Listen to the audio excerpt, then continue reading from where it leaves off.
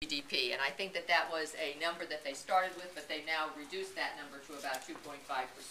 I think that it's positive, that's a good number, but I think if you take out that cash for clunkers and we sort of take out that first-time home buyers, we're probably really at about a 0.5% growth, which is probably a lot more what this economy is doing right now. Still positive, which is a good thing because we moved out of negative territory.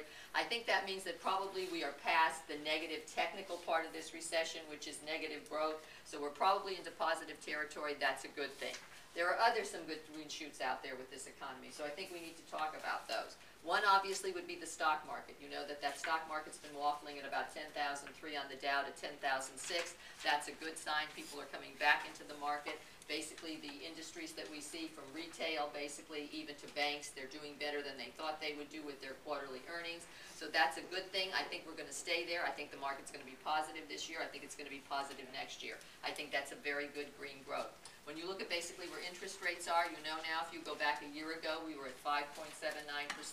You go out there now for that same loan and you're probably in the high fours. So you know that we have come down, lowest rates in 50 years, stabilizing, staying there. I think that's probably going to continue at least through the third, fourth quarter of next year. So you have this wonderful interest rate for people. So these buyers need to get it. It's free money and it's not going to be free forever because we can't keep giving it away.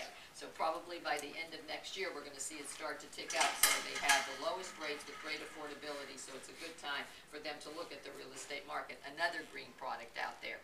I know you saw the numbers for retail. Obviously, more people were shopping over Black Friday, but they were buying less.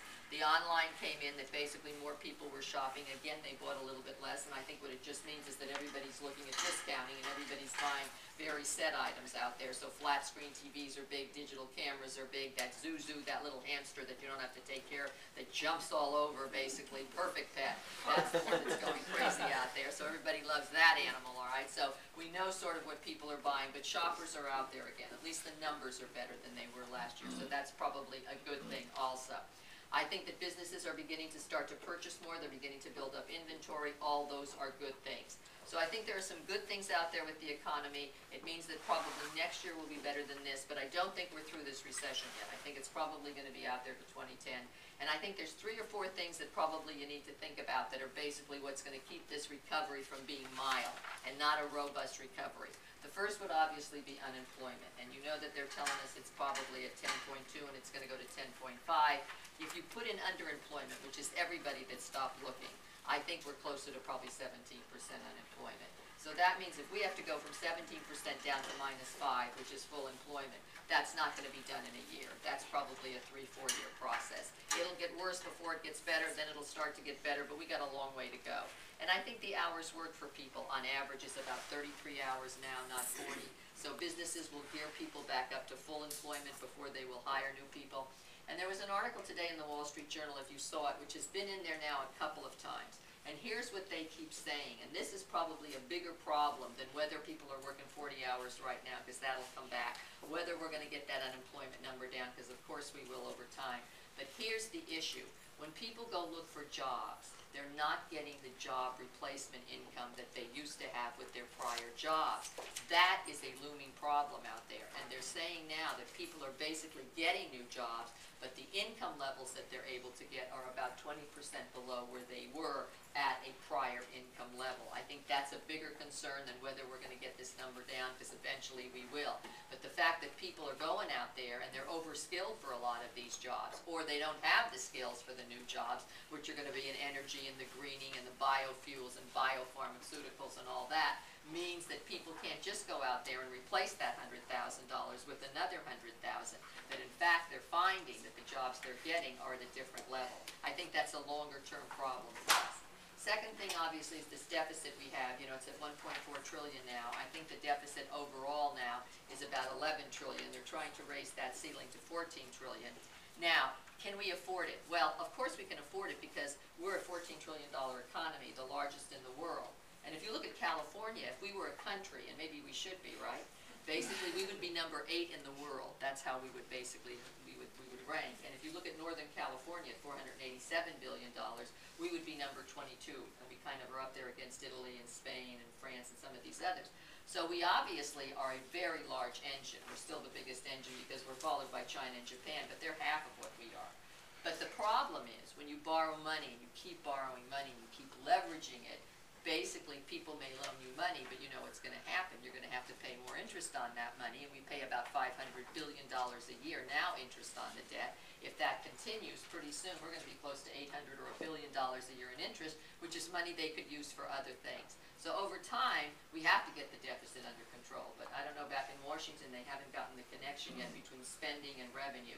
They don't think that there's a correlation there. They think you spend, but they don't understand you need revenue to do that. So maybe one day they'll get it back there, but we're not sure about that. The other thing I think you're hearing about, and I'm just going to talk about it, and it's because I think it could create another bubble. Now remember, we've had a lot of bubbles in this economy. You go back to 2000, if you remember, everybody said the computer world was going to blow up, and then we were all going to be tilted on our axis, and we thought that didn't happen. Maybe it did. That's why we're here today in the place that we're at, but I think maybe they thought that. And then if you remember, we had a tech blow up. We had a recession that we went into. We then had the housing correction. We then had a credit crisis. We've had another recession, the one we're in now. We've had another stock market blow up on us as a result of this recession and credit crisis, right? We had what they thought was a commodities bubble that kind of got trimmed down a little bit because of the fact we got into this recession credit problem. So we've had like 8 or 9, and we're not even over this decade. Now, what's the next one they're talking about is another asset bubble, basically, with gold at over 1,200, you know, and basically oil again up. And I think that's because of this. You have to understand something they're beginning to talk about out there called the carry trade. Now, what's the carry trade? So I'm going to try to make it real simple. The carry trade is just a process whereby investors go after borrowing money in a country where interest rate is very low. So they have been doing it for years in Japan, because Japan always had 0 interest rate. You could borrow money there for next to nothing. So they would go borrow the yen, and then they would take the yen, and they would go to another currency, all right, and buy that currency, or they would go to oil, or they would go to gold, or copper, or platinum, or silver, and buy that because they could get a much greater return on that. So they were paying nothing for the money they borrowed. They were getting a 6, 7, 8, 10% return over here, and they made money on the difference. Well, they don't borrow now on yen anymore. Everybody's coming over here now to borrow the dollar, and it's the dollar carry trade that you're beginning to hear about now, because everybody is running over here to borrow dollars, and we, of course, are glutting the world with dollars as we try to get out of this recession. So they borrow it for 0, and then they're running around and they're buying the euro or the loon in Canada, or they're buying the yen, and that's why the dollar keeps going down against these other currencies. Now, we may like it to some degree because it makes our exports cheaper, all right? But in those countries that live on basically exporting goods to us, and or their currencies are going up too fast, which causes inflation, they don't like the dollar trade. So it's beginning to cause somewhat of a bubble. Now, if it just does it slowly, maybe it won't be a problem, but you're going to begin to hear more and more about the carry trade. Now, what does that mean for us long term? It's going to put pressure on Mr. Bernanke to basically raise interest rates, because the rest of the currencies around the world are going to say, our currencies keep going up, we have inflation as a problem, you're keeping your stuff at 0, you can't have that because the dollar is the world's currency, there's too much of it out there, oil and the price of oil depends upon that, you got to start to raise your interest rates, Mr. Bernanke. So just watch that, because when interest rates go up, then you know what happens to the things here that are dependent upon interest. So not a big problem yet, but you're going to hear more about it, and I just wanted you to kind of understand that. Okay, so look, the economy's steady as we go, better than it was last year. We're going to get out of this. We're not quite there yet as the recession goes, but we're getting close. Okay, now let me talk a little bit about some of the other things that were in the paper today. There's been a couple of articles in the Wall Street Journal over the last couple of days about all these banks that keep saying they're doing just such wonderful things with lending. And basically, if you saw CNBC this morning, they had on Donald Trump, they had on this gentleman, Richard Lafrac, and they had on another gentleman, all billionaires that are in the real estate business, and they all said that is bogus and garbage. You cannot get a commercial loan if your life depended upon it. And they said, we're billionaires, and we go in there and they laugh at us when we say, could we have a loan? So we know the banks aren't quite lending the way they should. So I don't think it's opened up. They're hoarding their money for a lot of reasons. One, to build up their capital reserves, and they're using the money. And you know what they're doing with it? They're plunking it at the Treasury because they get interest on that money that's better than they can get if they put it out on the street. And there's no basically any kind of safety problem. So they're hoarding it, all right? So they came out today with something, because you know the president has that Home Stability and Affordability Act that's supposed to help people with remodifications. Well, the numbers say 670,000 people have applied for that program, and isn't that great? Except when they look down, only 20% of those people are actually getting the final okay. A lot of them are in that trial period where they have to pay for 3 months, but then they